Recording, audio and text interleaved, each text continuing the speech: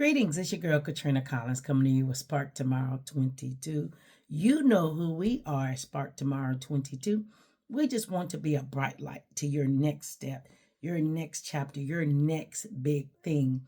Wanted to spend some time today speaking to you about microwave versus conventional. Yeah. Why not? Why not this last week of Black History Month? Reflect on just some past practices that our ancestors believed in and showed us, and we would just adapt and adopt just a little bit of that. So, what do I mean? Now, can you imagine your face and your thoughts if someone had said, "Come on over. I would love for you to join us for Thanksgiving because that whole meal is ready and is straight out of the microwave." Hmm? You mean the sweet potato pie, the turkey, the dressing, everything was out of the microwave? Yeah, I wanted you to take that in. Because I would feel the same way. Thanks, friend. You're the best, but no thanks. So is life. Some of the things that we aspire to have, some of the things that we pray for, we want to put God and his blessings on this microwave timeline. When some things, actually most of the best things, come out of the conventional oven. It goes in. You have to walk away. You know, that microwave, you can just stand in front of it and it's right before your eyes. It just changed. It metamorphs into whatever it is you wanted it. And then bam, take it out, eat it. Not the same quality, but you can eat it. So some of the things that you aspire for, and yeah, I'm rocking my Black Panther. I am, on a Black History Month. I'm going there this month. But some of the things that we desire and would rather have for a more enjoyable part of our life, take the conventional oven. It takes, put it in there, close the door, walk away, let it cook, as they say. Sometimes there's some blessings that are coming our way. You have put it in there. You have closed the door. You have walked away. Let it cook. There's some things that we pray for. That prayer seed is in the ground. It's dark. It's covered.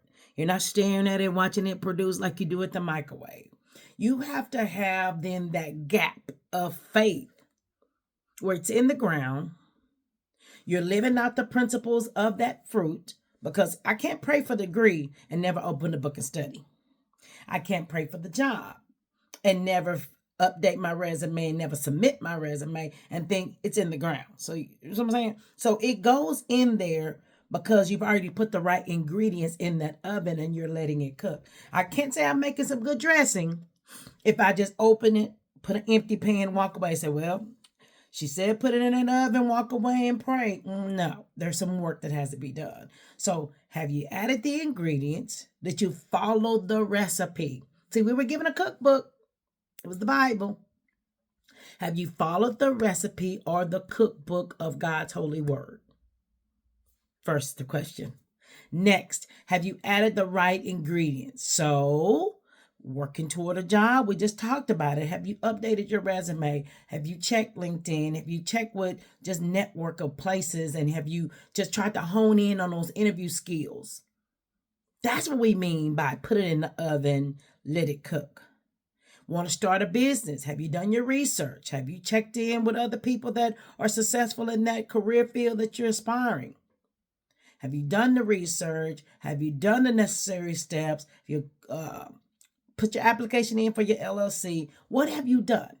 I'm not saying put empty pans in the oven and walk away and hope something great comes out of it, because it will not. You cannot put an empty bunt pan in there and walk in, walk out and think you're coming out with a cake.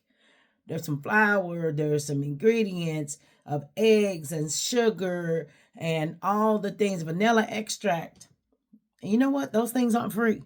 So there's some things you have to work for. There's a cost that has to be paid. They talk about when you walk into an organization, pay your dues. So you've got to do the work. There's some things that have to be done on your part before you just sit back, close the door, and let it cook. While you're waiting, continue to do more research. While you're waiting, continue to fine tune. Pray.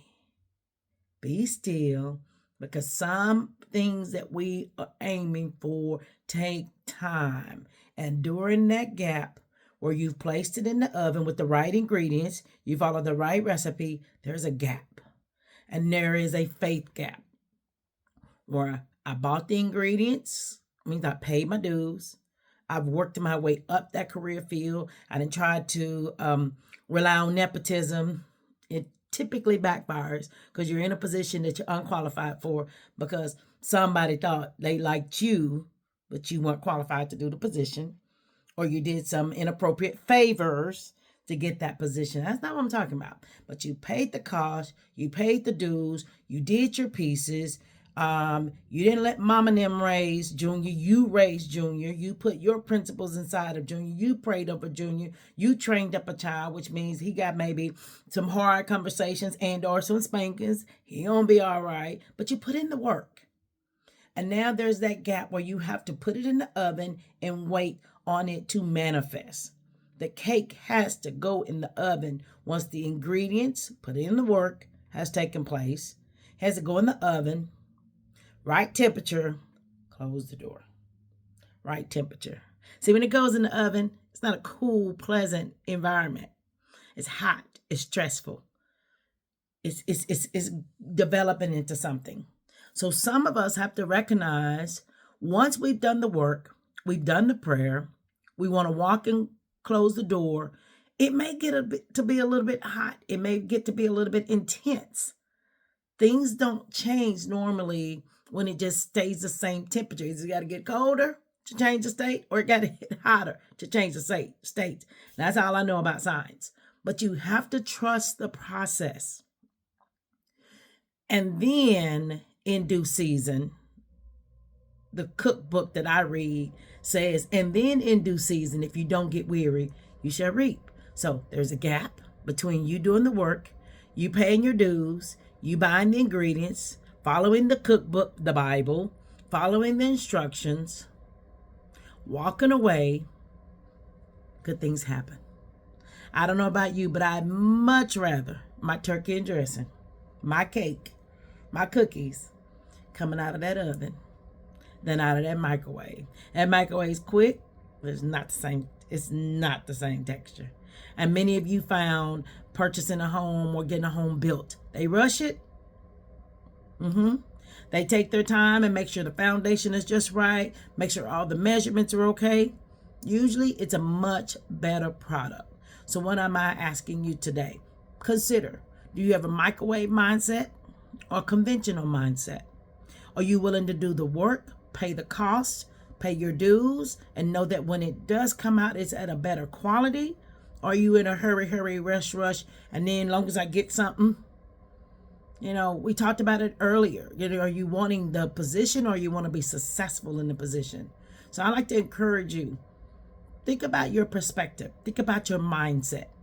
Is it microwave? I want to see it because my faith is that limited. My trust in God is that limited. Or can I do the work, put it in the oven, and let it cook?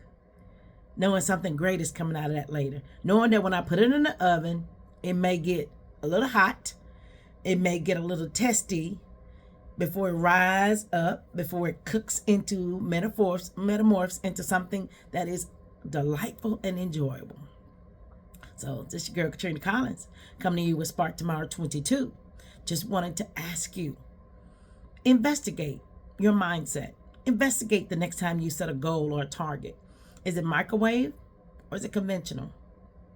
We've already talked about the one that's a better quality. I know the one that lasts and withstands longer. I know if I build a house on some sandy ground, I know how long it lasts once the rain comes through several times. Versus if you build a house on the strong, sturdy foundation, I know which one lasts. I know which one you get faster, but I also know which one lasts longer.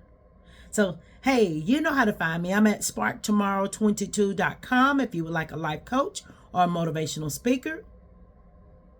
I've been on a couple of podcasts here lately. That's a lot of fun. I love when people pick my brain and I don't know what's coming next. But I also love being a life coach. If you would like to book me to be a part of a keynote speak or a part of your conference, I do a variety of conferences, leadership conferences, ladies conferences, youth conferences. I just love serving. I just love being a part of people's timelines in which they see themselves here. And because maybe they put me on their team, and you know, when you put me on your team, you're bringing me and God, then you end up here. So you can find all that information on www.SprkTmrw22.com. You can find me on YouTube at SprkTmrw22.com. You can find me on Facebook. Me and TikTok are getting along pretty good these days. Instagram, yeah, we trying. But those are many ways that you can find me. I would love to be a part of your team. I would love to be a part of your event. Why? Because I just take great joy in being a part of your next step, your next endeavor, your next big thing. I am really trying to walk in and through the purpose that God has placed me here on earth. And I know it's my passion zone. I know it's what I love to do. So look your girl up. All right, Dream Team. If you're on a platform that allows you to repost, please repost this so that someone else can get this word. If you're on a platform where you're allowed to share, please like. It's not about putting people next to me. I want people next to SprkTmrw22 so they can keep getting words that are encouraging. You know, people are going through, you all, in 2026. Their financial crisis, their emotional crisis, and why not reshare, repost, like, put this into their feed so that they have an opportunity to connect with something that's uplifting. Again, some messages that you come across on these social media platforms, they're weights, bring you down, and some are feathers, they lift you up. Let SprkTmrw be a part of their timeline, their social media platform that lifts them up. All right, guys.